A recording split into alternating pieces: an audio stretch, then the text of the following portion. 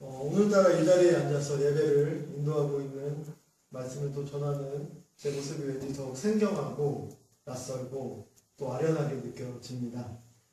제가 2009년 말에 좋은 만남 공동체에 첫 발을 내딛었고요. 신학으로 벌써 10년이라는 세월이 흘렀습니다. 당시에는 목회자의 꿈도 포기하고 또 신앙생활도 제대로 하지 않았던 제가 이곳에 와서 신앙생활을 다시금 할 수 있었고 또 목사 안수를 받을 수 있었고 또 과분한 사랑 또한 받았습니다. 10년이라는 세월을 지나면서 함께했던 반가운 얼굴들 또 그리운 얼굴들이 주마등처럼 스쳐 지나갑니다. 다행히 이 자리에 안 계시는 분들도 계시지만 대부분은 다행히 지금 이 시간에 함께하고 있어서 얼마나 다행인지 모릅니다. 10년이 지났지만 여러분들은 참 여전하시네요. 하나님과의 좋은 만남, 또 이웃과의 좋은 만남을 위해서 각자의 일상에서부터 온몸으로 고군분투하시고 또 마음을 쓰시고 애쓰시는 교우님들, 또 목회자들 참 여전한 것 같습니다. 한 분 한 분 생각하니 존경스럽고 든든하기 그지없다라는 그런 마음도 들게 됩니다. 이 자리를 빌어서 감사의 인사를 전하고 싶었습니다. 하지만 다른 한편으로는 10년이 지나도 부족하고 또 연약한 것 투성인 제 모습 또한 여전한 것 같아서 부끄러운 것도 사실입니다. 다들 아시다시피 저는 오늘 구별 설교를 하기 위해 이 자리에 앉을 예정이었습니다.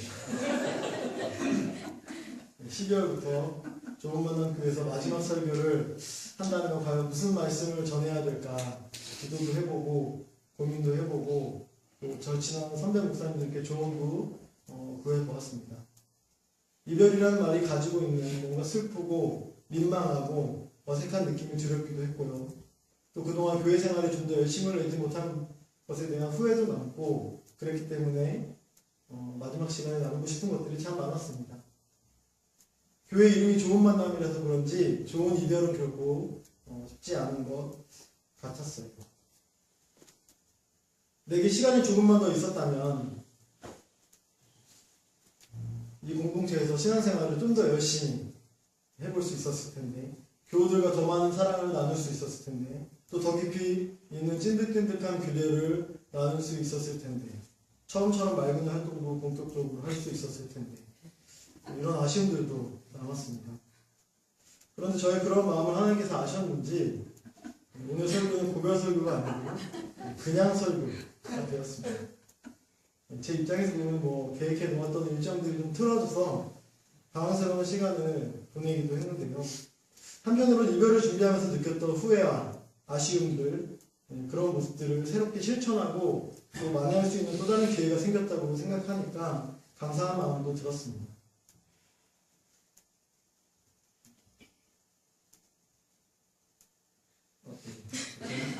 뭔가 지금 잘못되거든요.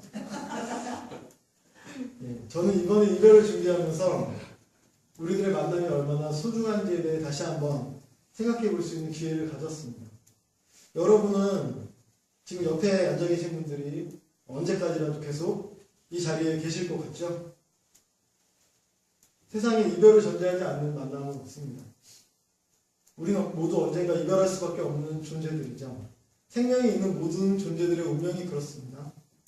그렇기 때문에 지금 여기 우리들의 만남은 더욱 소중합니다. 진정한 좋은 만남은 서로의 존재가 유한하다는 사실. 그렇기 때문에 그래서 더욱 귀하다는 그 사실을 새삼스럽게 깨닫고 느끼고 나누는 것에서부터 시작되는 것이 아닐까 생각해 봅니다. 오늘 설교를 저는 고별 설교가 아니고 샛별 설교라고 부르기로 했습니다. 다시 처음 신앙생활을 시작하는 샛별 같은 마음으로 반짝반짝하는 마음으로 하나님께서 주신 이 소중한 만남이 진짜 진정한 좋은 만남이 되기를 간절히 기원하는 마음으로 여러분과 함께 더욱 깊은 만남을 나누고 싶습니다. 오늘 하나님께서 우리에게 허락한 이 귀한 예배가 또 함께하는 신앙의 옆에 있는 벗들이 얼마나 소중한지를 다시금 깨닫고 또 그 은혜가 우리 모두와 또 이곳에 흘러넘치기를 간절히 소망합니다. 우리 옆 사람에게 한번 인사해봤으면 좋겠습니다. 당신과의 만남이 정말 소중합니다. 존재만으로도 반짝입니다. 당신과의 만남이 존재만으로도 반짝입니다. 존재만으로도 반짝입니다. 여러분 얼굴이 반짝반짝 가사 한것 같아요. 철학자 임마누엘 칸트라는 유명한 독일 철학자가 있죠. 이 사람이 인생의 가장 중요한 질문이 무엇이냐라고 얘기하면서 이런 얘기합니다. 우리는 과연 무엇을 바랄 것인가? 이것이 가장 이 사람이 인간이 가져야 될 중요한 질문이라고 했어요. 여러분은 과연 무엇을 바라면서 살고 있습니까? 이것은 소망의 문제입니다. 우리는 과연 무엇을 소망하는가? 2019년을 시작하면서 각자가 소망했던 것들이 있었을 텐데요. 1월 한 달이 다 지나가는 이 시점에 여전히 그 소망이 유효합니까? 여러분 삶 가운데 기대감과 설레임과 소망의 계획이 아직도 살아 숨쉬고 있습니까? 고백하자면 저는 지난 한 달 좌절과 절망의 감정 속에 파묻혀서 힘겨운 나날의 시간을 보냈던 것 같습니다. 내가 기대하고 바랬던 것들이 이상하게도 하나씩 좌절되면서 소망의 기운이 점점 사그라드는 것을 절감했기 때문입니다. 어느샌가 내 속에 소망의 기운이 완전히 사라져버렸다는 그 사실을 깨닫고 절망해 본 적이 있으신 분들이 있겠죠. 밀려오는 공허함과 절망감의 정신을 못 차리는 시간을 저는 여러분들을 만나지 않은 그 시간 동안 보냈던 것 같습니다. 그동안 신앙생활을 나름 한다고 했는데 또 책도 읽을 만큼 읽었다고 자부했었는데 나이도 벌써 40이 되었는데 그런 것들이 나의 영혼이 추락하고 황폐해지는 것을 결코 막지 못한다는 사실을 인정할 수밖에 없는 시간들이었습니다. 아무리 눈물을 흘리고 고개를 절레절레 흔들어 보아도 머릿속으로는 재빠르게 여러 가지 계산을 해보아도 쉽게 회복되거나 나아지지 않았습니다. 고구마를 한 바구니 혼자 다 먹은 마냥 가슴이 답답한 그 느낌을 누가 이해할 수 있을까요?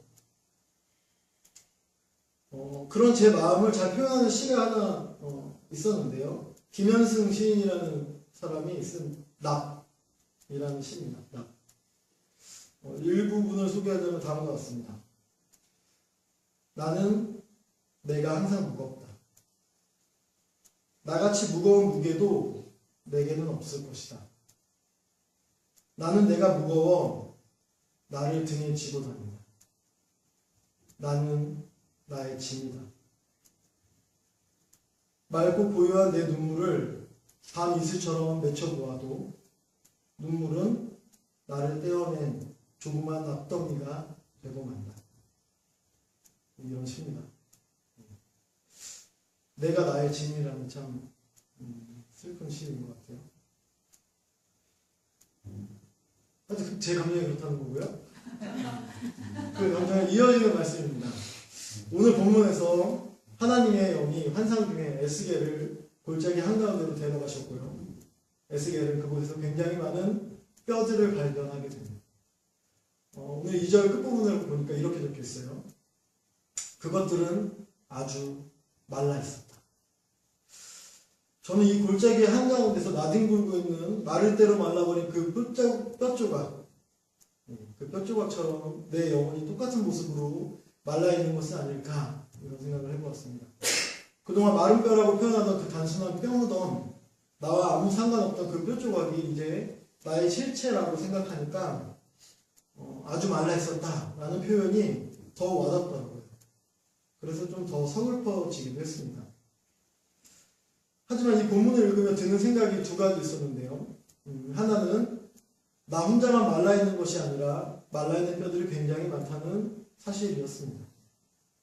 또 다른 하나는 이 뼈 무덤을 발견했던 당시 에스겔의 심정이 어떠했을지가 궁금했습니다. 에스겔은 어떤 선지자입니까? 기원전, 주전 597년 남유다. 남유다는 당시 신흥 제국이었던 바벨론에게 침공을 당합니다. 그때 유다는 완전히 망하지는 않고요. 수많은 사람들이 1차적으로 포로로 끌려가요. 바벨론에. 그 포로의 무리에 끼어 있었던 사람이 바로 에스겔입니다. 에스겔이 하나님께 선지자로 부름받은 것은요. 포로로 끌려가고 나서 약 4년 후의 일이었어요. 주전 593년의 일이었는데 그건 뭘 얘기합니까? 4년 동안 에스겔은 온갖 학대와 비참한 노예 생활을 해야 했다는 것을 얘기하고 있습니다. 가족과 친구들이 자신의 눈앞에서 억울하게 죽어가는 모습을 바라봐야 했고요. 목숨을 건 노예 노동하는 가운데 이를 악물고 살아남기 위해서 발버둥 쳤습니다. 에스겔이 선지자로 부름받은 이후에도 상황은 별로 달라지지 않았습니다.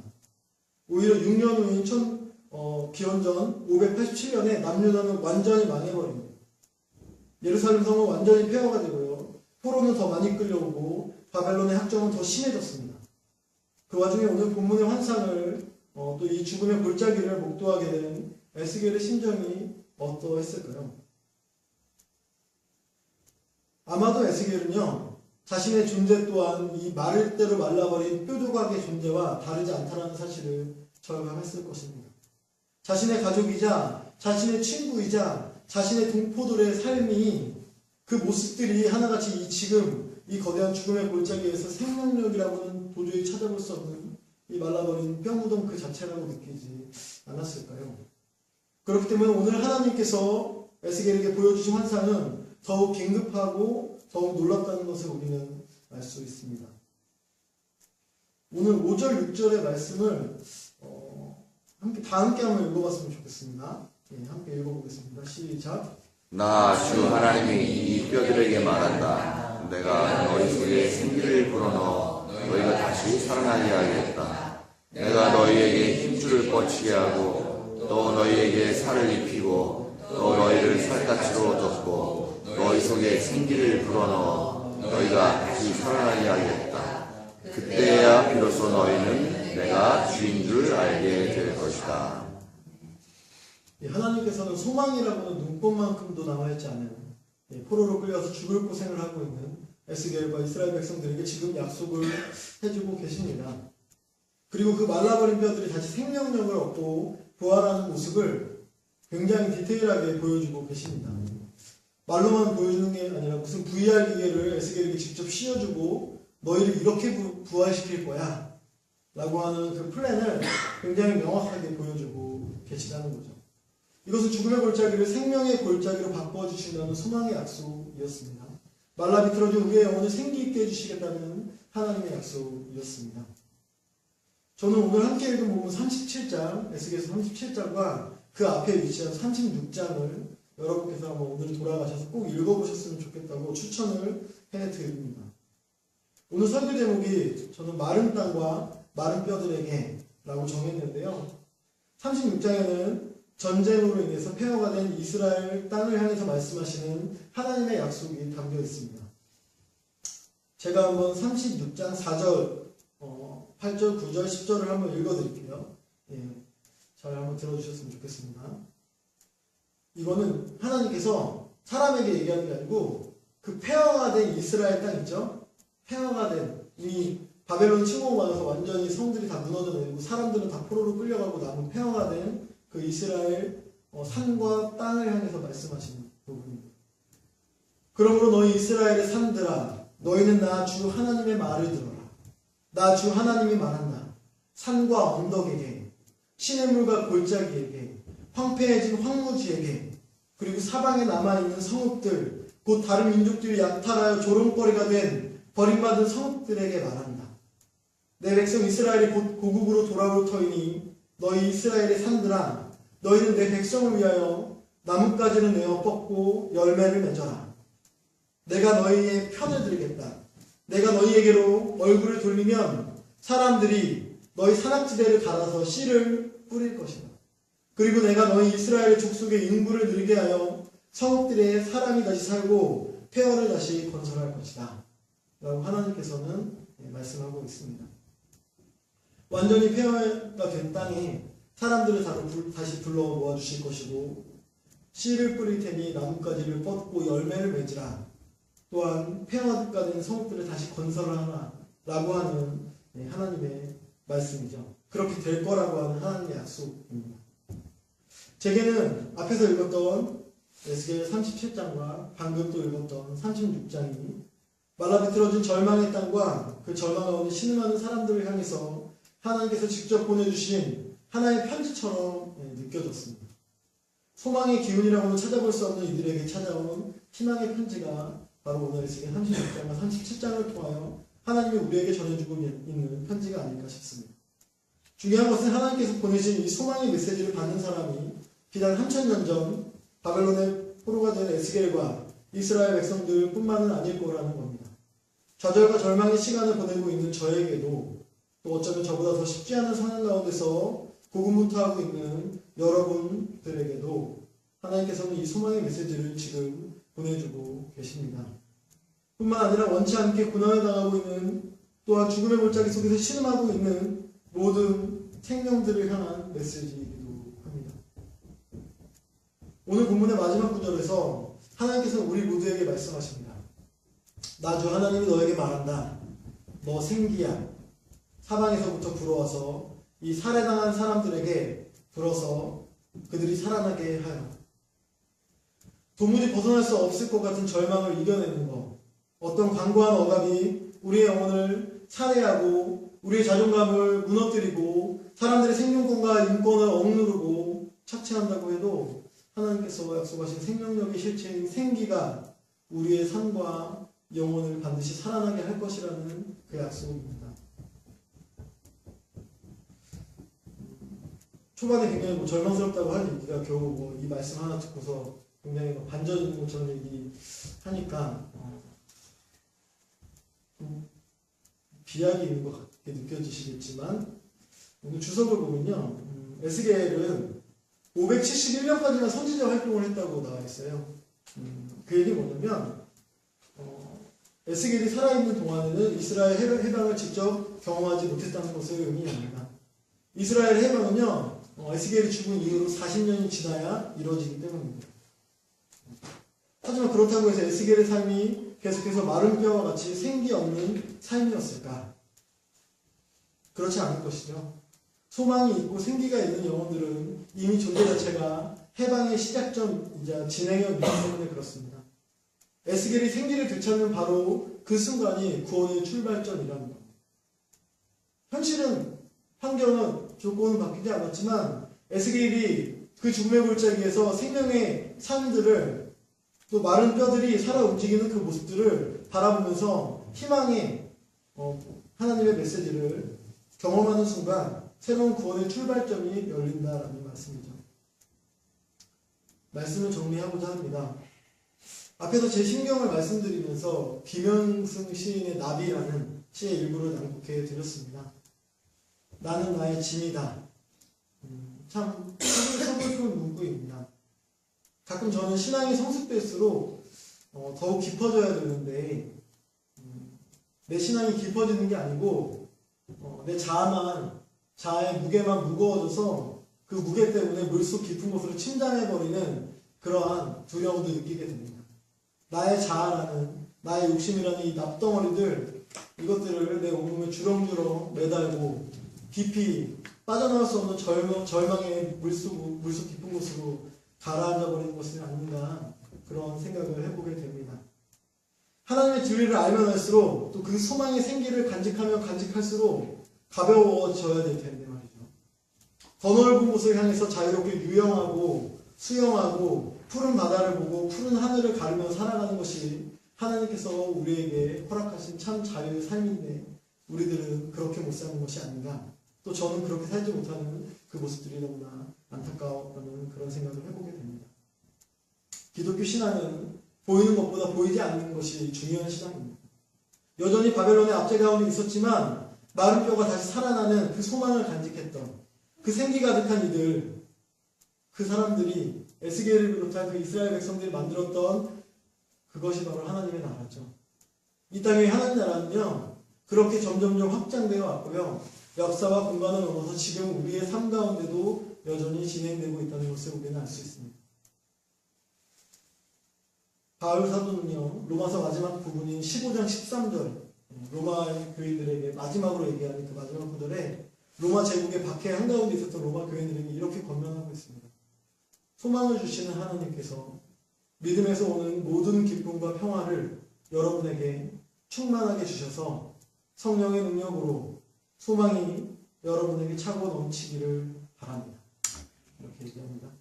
저는 바울 사도가 저에게 이 말씀을 해주셨다고 생각하고 이 설교를 준비했고요. 또한 에스겔이 말했던 그 환상의 모습, 그 아름다운 희망의 소망의 메시지를 하나님께서 저에게 편지로 보내주셨다고 생각하고 있습니다.